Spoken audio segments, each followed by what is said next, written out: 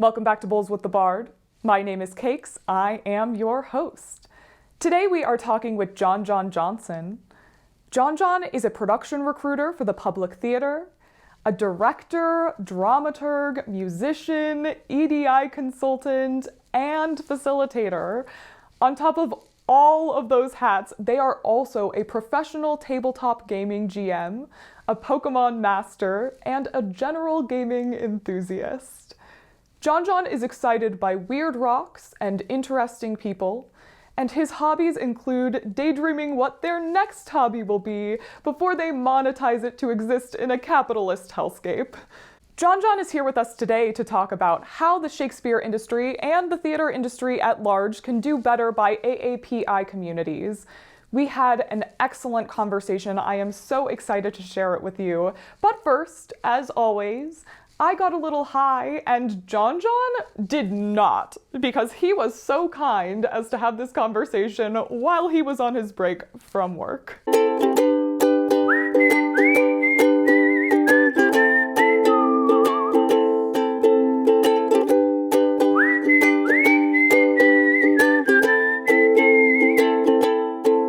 All right, y'all, we are back and we are talking about The Plague with Jon Jon Johnson. Jon Jon, what were the highlights of your quarantines? I think the first thing I noted was that it was a chance to breathe again. I know it doesn't fit well with the description of Rona, but like I've had an entire year of theater work booked, and when that all went away, I suddenly stopped for the first time and was like, oh, this is what it's like to breathe. Uh, so I think really some of the biggest highlights of the quarantines were like investing in therapy once that emergency healthcare came around, and like taking the shift to go from like investing in my career to investing in myself and making sure that my instrument was maintained. And I think that was I say it's a highlight because I think it served me all the way up to now post lockdown into the weird stages of transition from pandemic to endemic. So like that investment has really, really bloomed and blossomed. So I think that's the biggest highlight, was breathing and investing in myself. That is a vibe. I know right before the pandemic started, I like doubled up on classes and was in a show at the same time. And about a month in, I was like, whoa, I don't think I'm supposed to, but I feel better than I did. Yeah. And it Yeah. felt like guilt, right? It felt like, oh, I feel guilty for not hustling in a time when I cannot hustle. Yeah. Yeah. Yeah. Yeah, definitely. And definitely also a little guilt of like, this time is unprecedented and probably isn't supposed to feel good, but Right. does a But little bit. yeah, Yeah. definitely that. I think that was one of the big highlights. I think also just like, I don't know, taking time. Taking time. It suddenly felt like time was really precious. And so I've been much more protective and guarding of it in in post-lockdown times.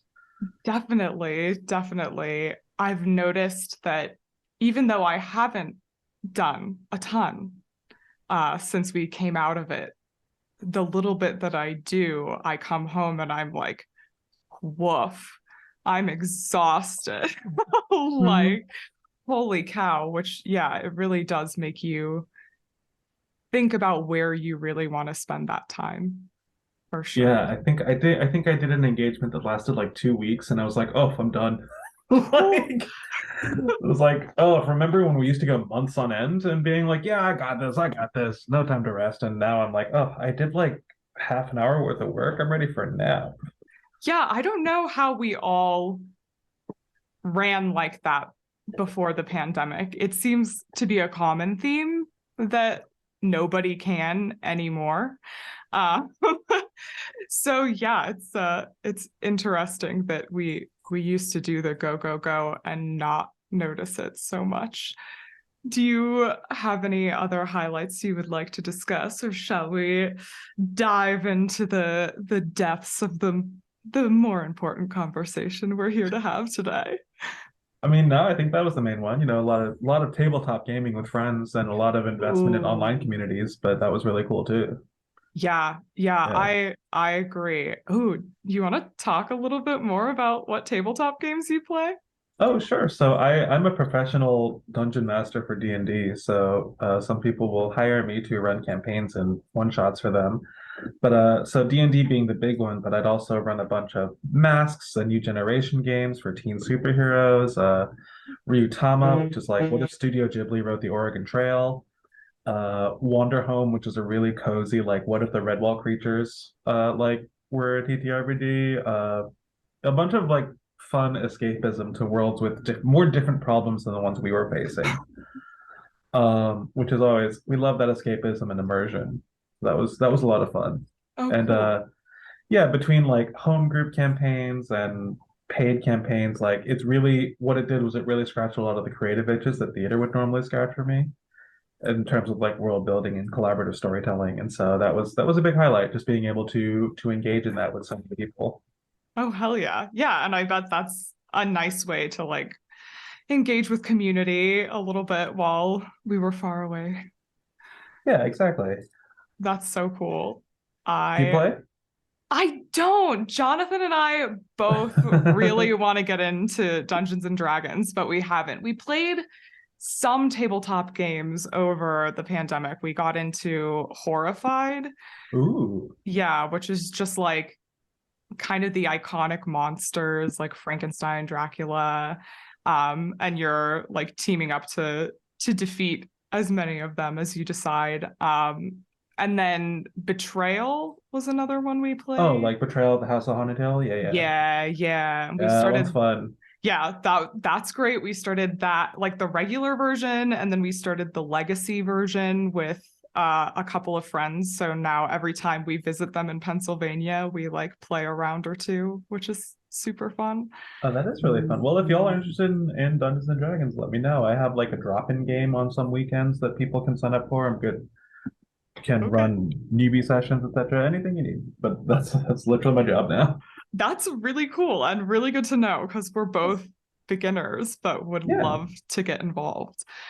Speaking of kind of finding community, this whole season of Bulls with the Bard is kind of rooted in community and I love how we that. can make the Shakespeare industry a more community based place to work.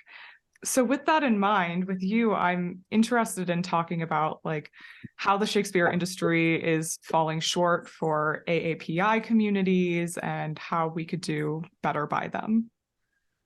Yeah, so I think it's a sadly relevant conversation, especially with the announcement that K-pop is closing on Broadway, especially after getting that really terrible review from that New York Times critic. Yeah. Uh, so I think there is this sort of overall connection between the fact that like Shakespeare is theater and kind of leads on the forefront, which is like one of the reasons why I think working at the public theater right now as I am is so important because we have the Shakespeare for All and the park Shakespeare in the Park, which is like free tickets at the Delacorte Theater, and I they are very diverse in their casting, which has been really lovely. Like I think Richard, we just did Richard III with Danai Gurira Mm-hmm. in the lead role, which made a lot of interesting statements, but like, don't want to dig into that too much right now. But we also did the Shayna Taub musical adaptation of As You Like It, which is also like very diversely cast typically. Um, but I remember seeing both and being like, there's not a lot of Asians here. There's a lot of very well deserved like Black folk and Latine folk and like uh but like not a lot of Asian like or indigenous like or even Middle Eastern like representation. And I wonder how much of that comes from going back to Shakespeare, right? Like and going back to that how Shakespeare has led and shaped this industry for so long, especially because like we don't pay rights for it most of the time, right? Mm-hmm. So they're very easy shows to do. And I tell this story a lot, so I'm sure people who know me are sick of it, but like, I once auditioned for the Scottish play. No, no, sorry, the Danish play. I once auditioned for Hamlet. And I remember being told, I just don't see why an Asian person would be in Denmark, Oh, right? And I was like, well, that makes no sense to me, right? And then I wound up being cast in a production of The Mikado, where I was one of like three Asian people in Japan.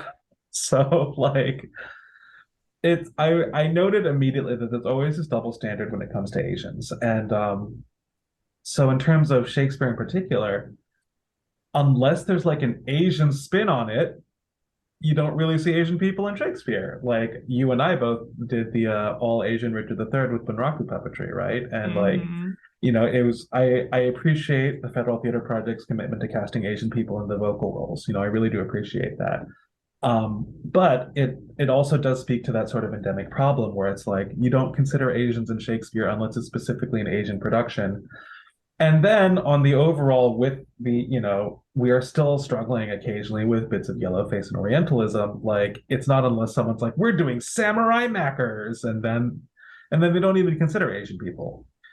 You get a lot of non-Asians in doing Bushido, and it's like this what with katanas, and I'm like, okay. So there is a little bit of how Asian culture is often appropriated. There is a lot of, again, that Orientalism, and even it gets a little worse nowadays with the advent of like, the widespread popularity of anime, which is really, really cool on the one hand. And like, there is a particular fascinating intersection where like Asian people don't give a shit. They're just kind of like, hey, it's really cool that our culture is being represented. It doesn't matter by whom. But then Asian Americans are the ones who get the shaft, right?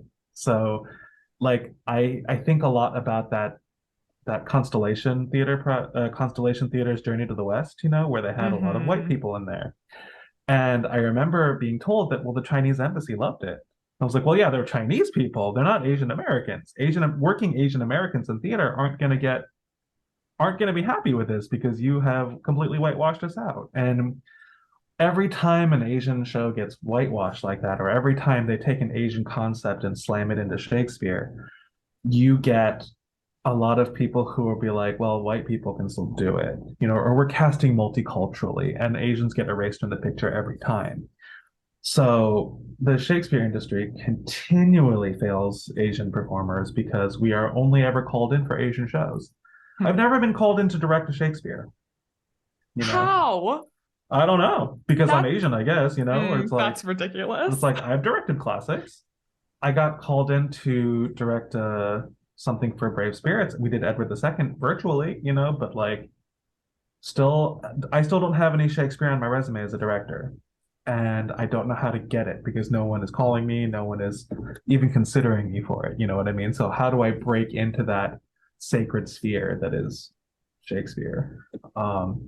So I think that's what it is we as an industry and as a community tend to hold Shakespeare really sacrosanct, and we require that skill gate. Like we need people who have studied Shakespeare, who understand the scansion, who understand the mathematics of Shakespeare, who have studied it and really love it. But like at the same time, then you are screening out a bunch of applicants of color in general, and then there's also like the relatively social concept of it as well, where it's like, let's look at critical race theory, the thing that we all defend, but most of us haven't read because why should Mhm. we? But like one of the things it says is that, race in America is black and white. Everyone else is kind of just caught in the middle. And so I think, for instance, DC has done an amazing job, maybe not an amazing, but like a better job of like highlighting black performers and black artists. They've done, and there are theaters like dedicated to that, and really bringing in black performers and highlighting them and giving the spotlight, which is so well deserved. But when people think diversity, they think of let's add a black person to the cast, and like that's also because Asian folks fall on both sides of the spectrum as well. You know what I mean? Like there are several Asian people who really embrace white supremacy, while rejecting the model minority myth. Like a lot of Asians embrace it because they're like, well, this is how I maintain a semblance of power and privilege is by embracing it. And so like, I have so many conversations about like how do Asian and Black communities, how do Asian and other BIPOC communities show up in solidarity for one another, you know? So it's not just Shakespeare. The entire industry is always, I think, always falling short on Asians and Asian representation. And then, when we do get a notable Asian American such as Sarah Porkalab, who will then speak the truth to power of the situations that they're in, they get shit on. Yep. Yep. So it's like, well, we're damned if we do, damned if we don't. We're damned if we speak up, we're damned if we stay quiet. There's really nothing we can do to change the industry. And then like Asian specific theater companies, there are so few of them, you know, that it's like, well, where is it? Where's the representation? And then again, so much whitewashing, so much gatekeeping and whitewashing has kept Asians out of the industry. And on top of it, we kind of gatekeep ourselves, like there's not old world mentality, but the number of parents, Asian parents, the tiger mom saying is like, you need to be a doctor or a lawyer. Like there's not a lot of emphasis on the arts as anything other than to help you get into college. And so arts as a career is not often taught as a viable thing for Asian Americans, I think, or especially like earlier generation. I think it's changing now. But like I used to say like I'm gonna go into the arts as a threat, and then I did. Uh, so yeah, I think there's just this multitude of things that keep the wherein we as a community gatekeep ourselves from entering the arts from the get-go. And then when we get here, it requires such a tenacity to stay in the industry that just doesn't understand what to do with you. What I also remember is this is a really weird thing I noticed is that at the time when I was in DC, a lot of white casting directors, I think, don't think Asian voices are very expressive. Huh. Because especially those of us who speak other languages. So like for instance, like I have trained myself to be a little more vocally expressive in the way I speak because of that. But like the way in which we tonally and sonically speak is and the way we emphasize things can be a little different sometimes. And I think casting directors don't understand that it is just as expressive, but perhaps not in the same subtle ways that we're used to white people being expressive. So there's a lot of nuance and really like small details hidden in there as well that is like we have so many barriers to break through, in the same way that it's like this actor might sound too black or not black enough, or this actor might sound too Hispanic sounding or not Hispanic sounding enough, it depends on. I know I'm rambling, but I remember auditioning for a show that they really wanted Asian people to be in, and I read the script and during the audition, I was like, this is offensive. Hmm. And I wrote them and I was like, this is offensive and I don't want to be part of it. And they wrote back and they were like, well, you can really help us like call that out and police it and blah, blah, blah. And I was like, well, are you going to pay me extra for that? Mm-hmm. And it's theater. We don't have the budgets to do that half the time at the indie level. So it's like, well, what do you expect? Basically, you're expecting me to do free labor to keep you from offending me and like causing more microaggressions to myself and others in my community. Like, there are no Asian characters in Shakespeare. No, Like, not and for the long, explicitly. yeah, and there's like one black character in all of Shakespeare. And like you can maybe like reframe some of the Spanish characters as Latine, but like even then, there is one explicit person of color in all of Shakespeare, which is why Shakespeare is such a difficult thing for people to break into, because very specifically old guard white folks have been like, well, I don't see an Asian person in Denmark. No matter where they said it, they don't give a shit, but and so as a result, there is no imagination to see those roles as anything other than they are most of the time, which is like these white people saying what they consider, English or Victorian English, which therefore was white, which is false because there were people of color existing in Europe at the time and in England at the time. And Exactly. so yeah, so it's been a rewriting of history to gatekeep and ostracize us. And it's all internalized white supremacy. I don't think any one person was like, wah, wah, wah, let me like oppress these people. No, it's just they have been taught that justification is correct, that white people do English better, right? That white people do poetry better, etc. No, And that's yeah. it's ridiculous. So much of what you just said resonates with me. I think a couple episodes back, Katie Bogdan was on, and Hmm. she was talking about like body diversity. And as she talked about it, she was like, look, so few of these characters explicitly have descriptions of what they look like. Yeah. Like, we just assume that they're white because that's how we've seen it done over and over and over again, but that doesn't actually have to be there. And if you can be creative enough to figure out like what Titania and Oberon look like in a forest full of fairies, then like an Asian person can be in Denmark. Yeah. Like, But that's, we look at Lord of the Rings, right? Where it's like, oh, you believe in elves, but not black people, right? yep, Like, yep. and anytime nowadays where we try to insert a person of color in there, probably for the sake of diversity and representation, the big pushback is like, oh, it's such woke bullshit, and it's, what are we gonna do? How, like, because the answer is yes, it's woke bullshit. It's woke bullshit because it hasn't been done for so long. It's bullshit because we have normalized the actual bullshit, that any Yep. deviance from that feels like it's outrageous.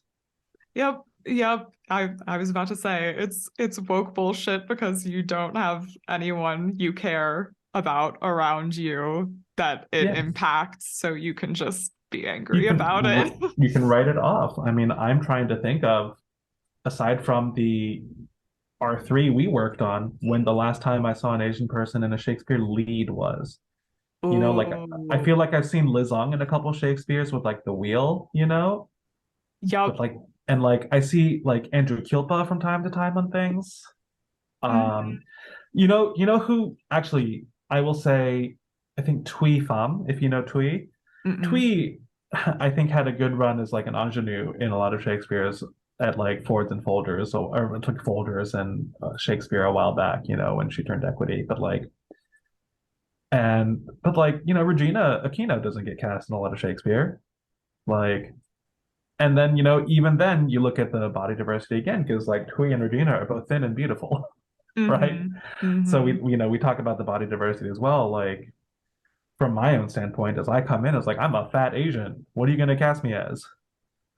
Like, I got to play Falstaff one time in high school unofficially. But we didn't do Shakespeare main stages. We did like little side Shakespeares, and I got to do Falstaff one time. I was like, great, this is maybe the one role I can do because it's the only role in all of Shakespeare that's considered fat.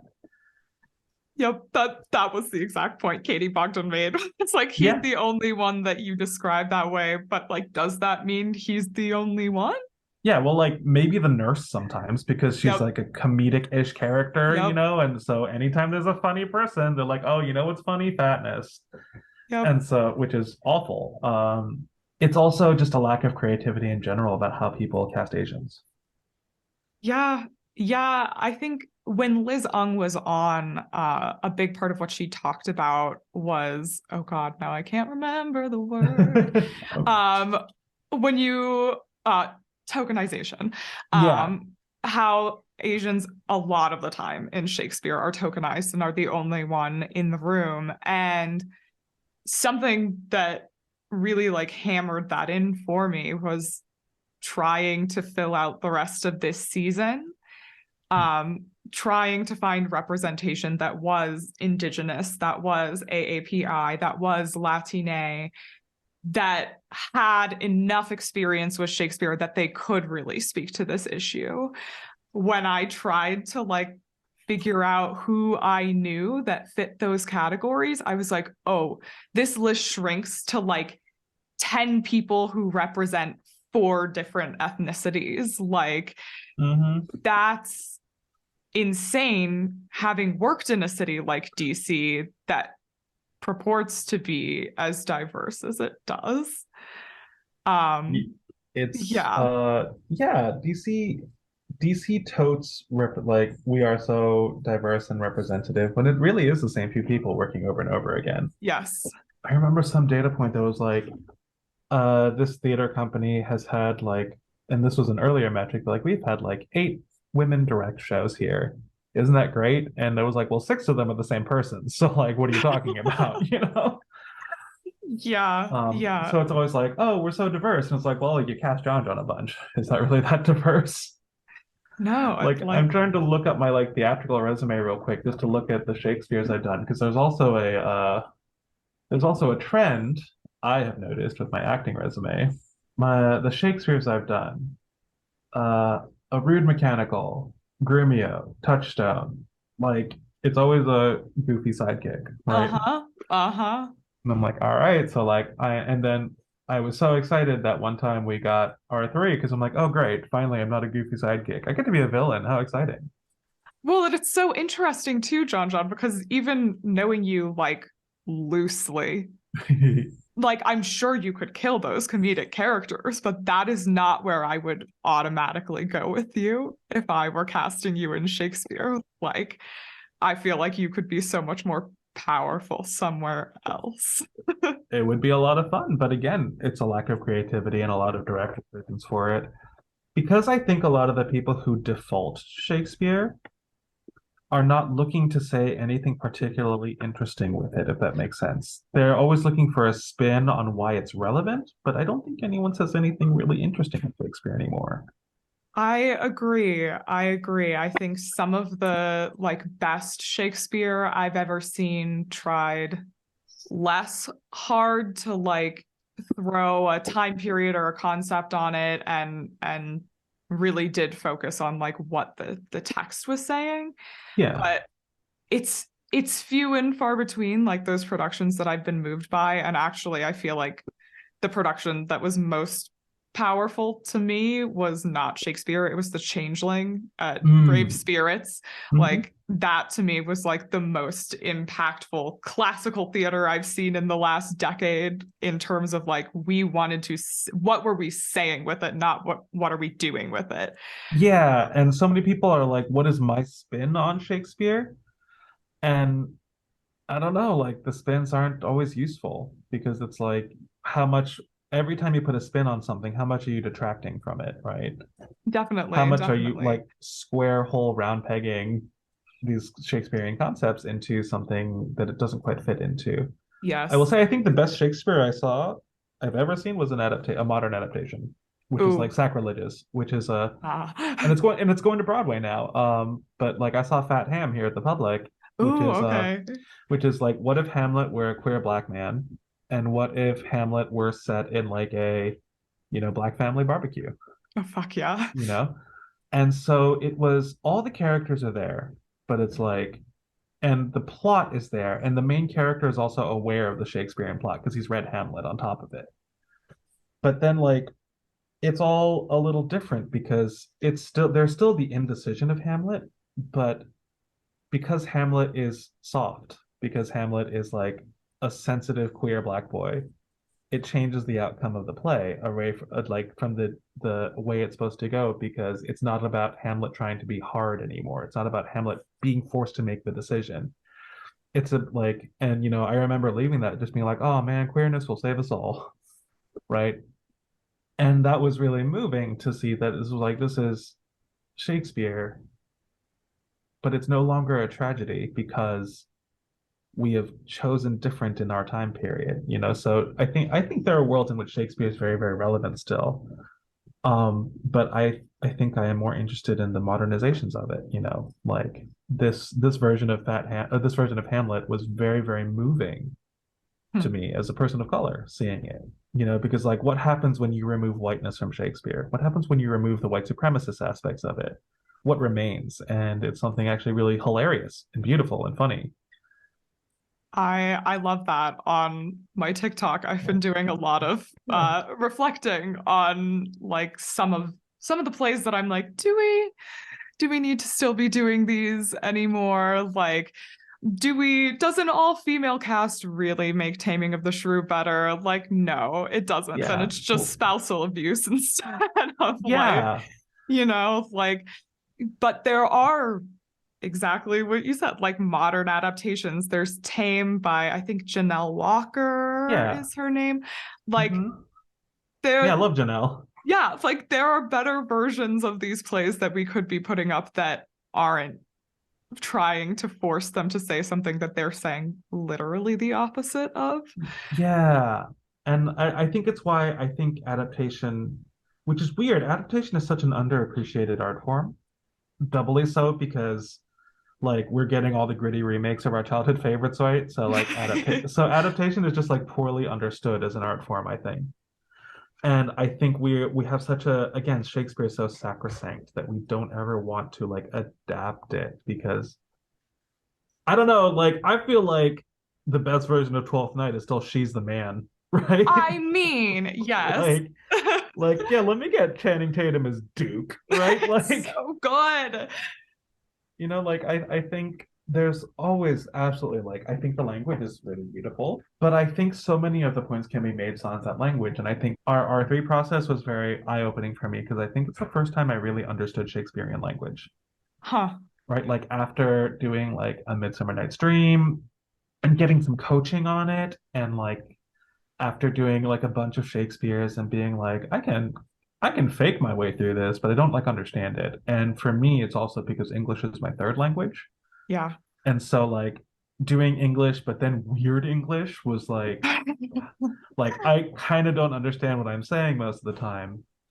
And then it wasn't until you know what it was is I saw a clip of Andrew Scott doing the confrontation in Hamlet, right? Confronting Mm-hmm. Gertrude. And it was the speed, or not the speed, the tempo at which they spoke, the intensity at which they spoke. And I was like, oh my God, I understand everything they're saying, even if I don't get every word. But they're using the word sounds, like the alliterations and the everything to really nail home their points, even if I'm not catching every word. Okay. And then really that's also what drove home that for me that it's like, oh, there is no subtext. They are saying everything they mean. So like I can, as an actor, I can like slip in the occasional subtext, but that kind of muddies the meaning now. So what if I say what I mean? And so when I approached that rehearsal process, I was like, you know what? I'm going to worry less about like what or why I'm saying. I'm just going to focus on the words real quick. And suddenly that unlocked a whole world for me. So it took because I didn't really have that same formal like Shakespearean training, which was also keeping me from getting in the rooms to get that training, right? Like it took maybe 7 or 8 shows before I really started to unlock and understand Shakespeare. Beyond the math, like I understood the mathematics, I understood scansion, I understood all the components of it, but I didn't understand it all together until like 8 shows later. Honestly, I still have moments where I don't understand what's going on. So It, it's just hard. yeah, Like it is, and we well, don't give enough credit to that.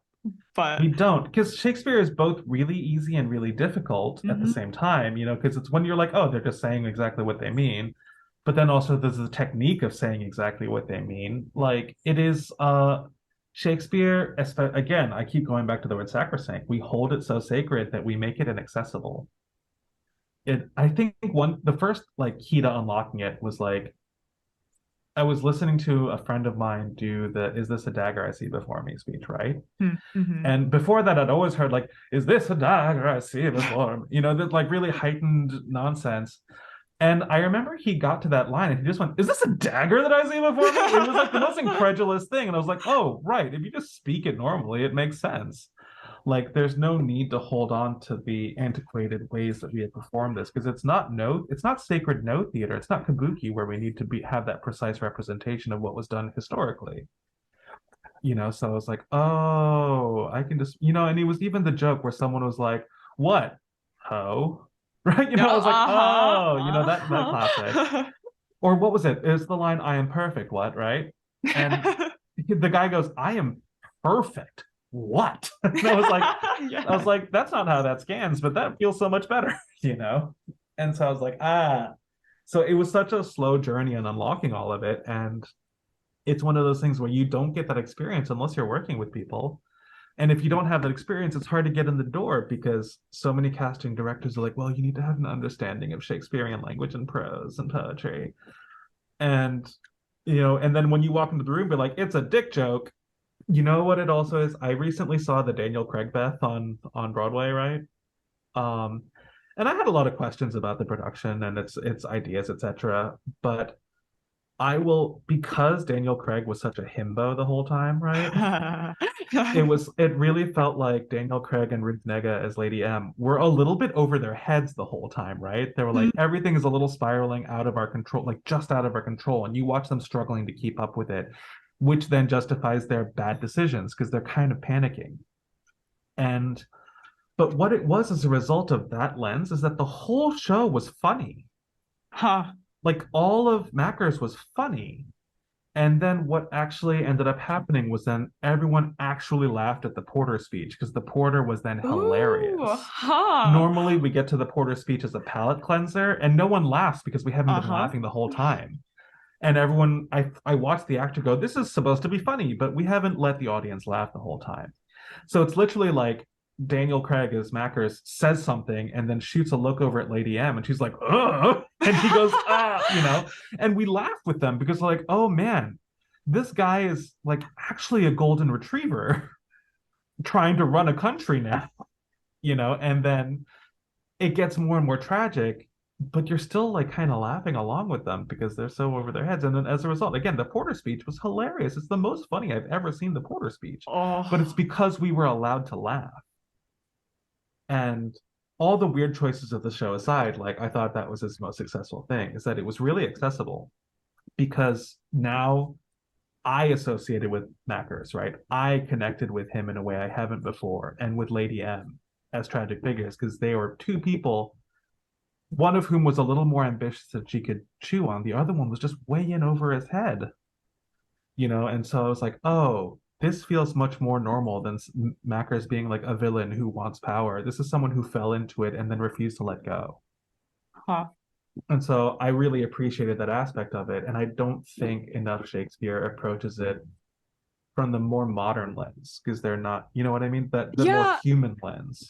yeah. I think that like I hesitate to use the word universal because there's nothing that's like truly universal, but I think there's something in the structure of the stories that is like the falling in love of it, the like human struggle of it that like anybody can find something in Shakespeare Mm-hmm. that they can sink their teeth into, but then we like elevate it and give it this like hoity-toity feeling that then takes that away. And Yeah. like, yeah, when you just connect to the humanity of it from the lens that we look through today, it Mm-hmm. makes it so much easier for anybody of today to re-find that connecting point. Right. Like, Well, which is why, to your point, shows like Taming of the Shrew don't work anymore. no, no. Because from a modern lens, we find that whole scenario more reproachable than murder, right? When we're Yeah, like, you know what, Lady M, that bitch murdered the king, and I'm okay with it. Like as opposed, yeah. like we're more okay with people being baked into pies than we are with spousal abuse, and or like the anti-Semitism towards Yep. Shylock. You know what I mean? Like we're just not into that anymore. And so those shows don't work as well because we can always pay respect to the time in which those views were quote unquote like understandable and acceptable. They no longer are. Yep. And so I don't think we should focus on those shows. But again, holding on to Shakespeare overall as it currently exists is like, how do we really cling to that patriarchal white supremacy? Yep. Yep. How do we cling to it as a result of clinging to Shakespeare as Puritan, as like or as purely as we do, is how I feel about it. Because there's no room for people like me in Shakespeare when you do it that way. And you can slam a black person in there, but like if directing is all about managing the statements you make, like when I did Taming of the Shrew, we had a black Petruchio and a white Kate, right? So it's like, what statements are there now Mm-hmm. about like how do they oppress one another via intersectionality of race and gender, of patriarchal norms? I think the character's name is Batista, right? Batista's like Kate's Uh-huh. father was we cast a woman there. And so now is it about how do women further oppression to other women, etc.? Like you have to simply recasting means you have a new bunch of statements to navigate, which Mm-hmm. makes it really, really difficult. You look at I mentioned Sarah Porkalov earlier, the 1776, right? Where it's like, it's all women and non-binary folk of color. And we're like, cool. That doesn't change the fact that these are slave owners, and it doesn't change the fact that like someone's got to sing molasses to rum to make a historical white person look good. We're looking at like the closing of K-pop, the potential closing of Ain't No Mo, right? Where it's like these are shows of color that are just not selling well on Broadway. Like, Which like, is kind of mind-boggling because that's the place you would think they would sell well. You'd Like, think so, but now that I moved here, and realizing that most of the Broadway audiences are tourists from the Midwest, mm-hmm, like it's a lot of mm-hmm. white people coming in to see shows. Yeah, I was just talking with my bestie Ezra about the show at Signature, whose name I can't remember, where it's like, look at these amazing drag for like old white audiences, and it's like, wow, like these drag performances are being met with crickets, as opposed to, with if you attend to any other drag performance, it's people like screaming and hollering and yes, cheering, yes. it's a like, have you ever looked up Dominique Morisseau's agreements for theater? No.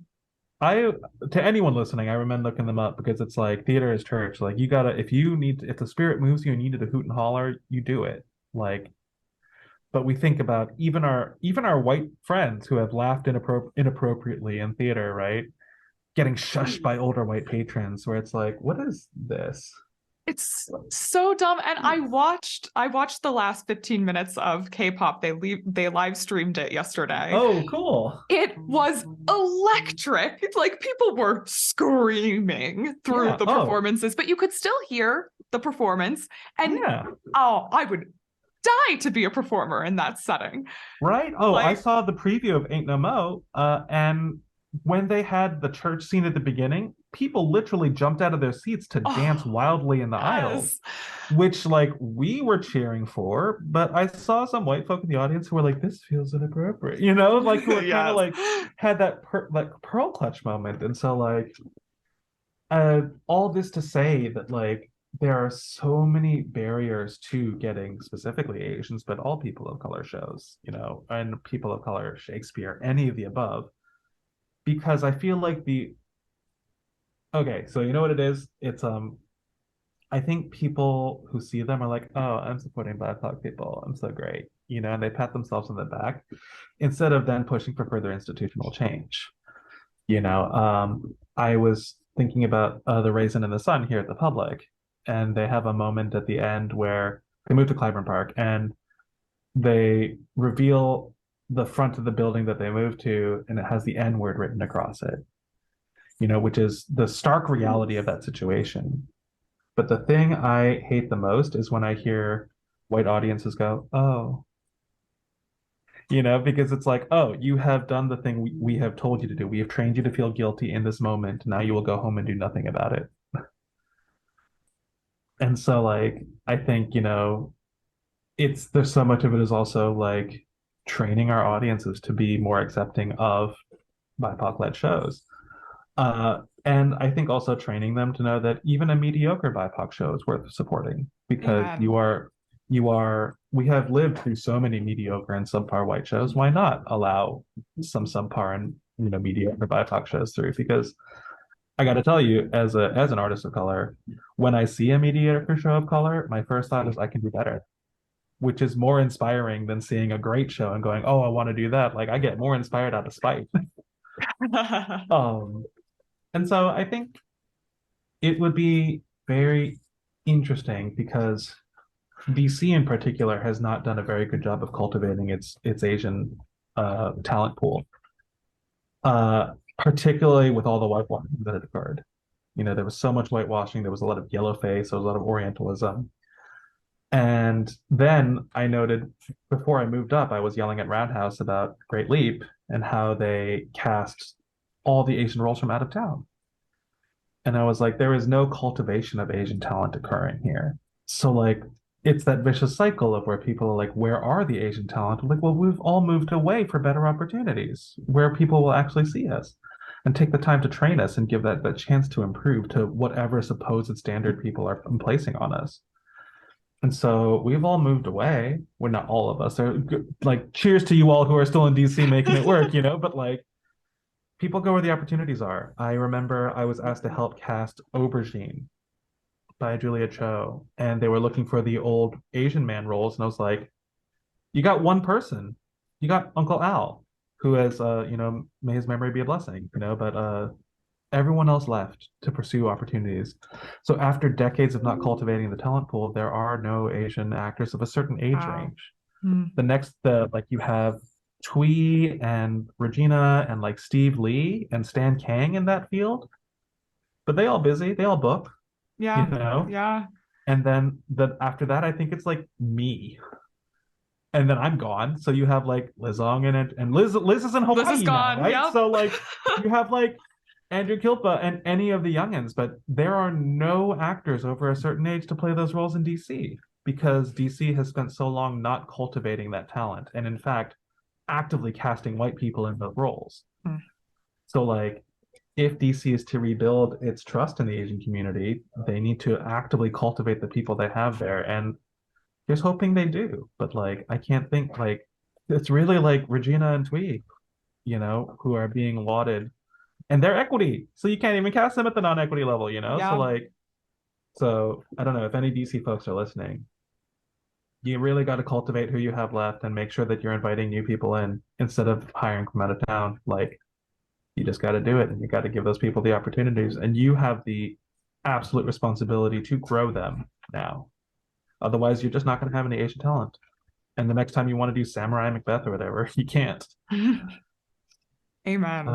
Yeah. I guess with that in mind, cultivating the community, are there any Shakespeare plays or roles you would like to see produced with the influence of your community specifically, AAPI communities in general?